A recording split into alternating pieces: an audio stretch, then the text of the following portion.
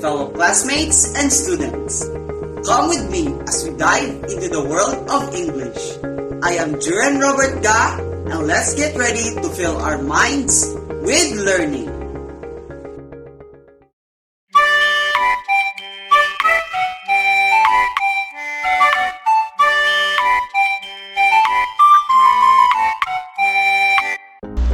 Have you ever experienced meeting a fairly new word while reading a book or scanning through different articles on the internet, but you don't even know what it means? After meeting this word, are you looking for it in your dictionary? But what if this time you don't have a dictionary with you? Well, let me introduce you to context clues. Context clues are helpful hints within a sentence, paragraph, or passage that a reader can use to understand the meaning of new or unfamiliar words. Let's have an example. Amy is so loquacious. She always talks to me. The unfamiliar word in the sentence is loquacious. What do you think is the meaning of the word? That's right! It means tending to talk a great deal, with its synonym, talkative. In the sentence, the word always talk helps you find the meaning of the word. Therefore, we can consider it as an example of context clues. Here's another example. The judges were impressed because she sings spectacularly. The unfamiliar word here in the sentence is spectacular. It means causing wonder or admiration. The word impressed helps you identify the meaning of the word. Before we proceed to the different types of context clues, let's have another example through these comic strips. Without further ado, let's watch this video.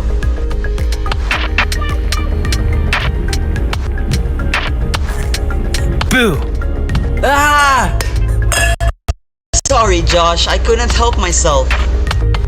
Josh, that can is all shaken up.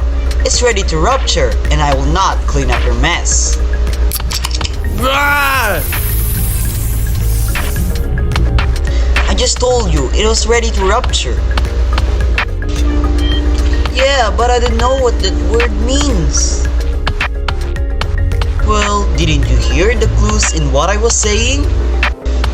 I told you it was all shaken up and would probably make a big mess. Those clues should have let you know that rupture means explode. Yeah, well, I guess that means you're not going to help me clean this up. You're getting smarter all the time, aren't you, little brother?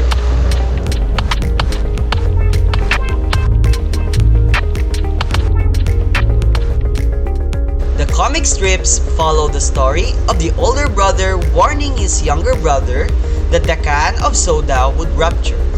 But his younger brother doesn't know its meaning, causing the younger brother to pull up a mess. The word that is unfamiliar to his younger brother is the word rupture, which means to explode or burst. I hope you find the video interesting. Now let's move on to the different types of context clues. First off, we have the definition clue. It is when the unfamiliar word is defined in a sentence. For example, Johnny is an instrumentalist for he plays musical instruments. The unknown or the unfamiliar word in the sentence is the instrumentalist, and it is defined as a person who plays musical instruments.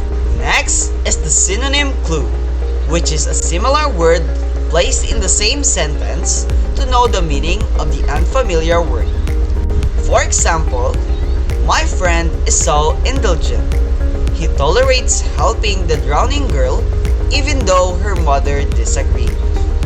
The unfamiliar word in the sentence is indulgent, and a similar word or its synonym is tolerates. If there's a synonym clue, there's also an antonym clue. It occurs when an opposite word is placed in the same sentence. An example of this is Lisa and Ethan were legalized to join the organization, while Julian, on the other hand, was rejected. The unfamiliar word in the sentence is legalized, which means to allow something by the law, and its antonym, rejected. The fourth type of context clue is the comparison clue. An unknown word is compared to a more familiar word and uses signals such as like, to, also, as, in the same way, likewise, and resembling. For example, the stench of the garbage was like the smell of a rotten fish. The unknown word is stench, and this word's meaning is being compared to a rotten fish, which is a strong and very unpleasant smell. The fifth type of context clues is the example clue. Examples are provided in the sentence to understand the meaning of the unfamiliar word. For example, different pastimes such as playing basketball, football, and volleyball can result in improvement of skills. The unfamiliar word in the sentence is pastimes, with its example such as playing basketball, football, and volleyball. Explanation clue. A description is given to understand the meaning of the unfamiliar word. An example for this is, many theorists deluded the public, and it's the reason to cause people to get misled to the truth. The unfamiliar word in the sentence is deluded or delude, and the description is to cause people to get misled to the truth. Next is the cause-effect clue. This is when the meaning of the difficult word depends on the cause-effect relationship of other words as expressed in the sentence. For example, Anna disobeyed her father, causing him to get exasperated. The unfamiliar word is exasperated, and it is part of the effect in which the cause is Anna disobeyed her father. Next is our list or series clue. To understand the meaning of the unknown word, it is included in a series of words given in a sentence. For example, after the event, the rubbish left were food wrappings, plastic bottles, crumpled papers, and flyers, and it is scattered all over the gym. The unfamiliar word is rubbish, and the list or series of clues are food wrappings, plastic bottles, crumpled papers, and flyers. Last is the inference clue. To understand the meaning of the unknown word, one must make a guess based on the description given in the sentence. For example, harsh words, disruptive actions, and offensive behaviors can be seen when the person is showing belligerent behavior. The unfamiliar word in the sentence is belligerent, and the descriptions given are harsh words, disruptive actions, and offensive behaviors. That's it! We are now done for today's lesson.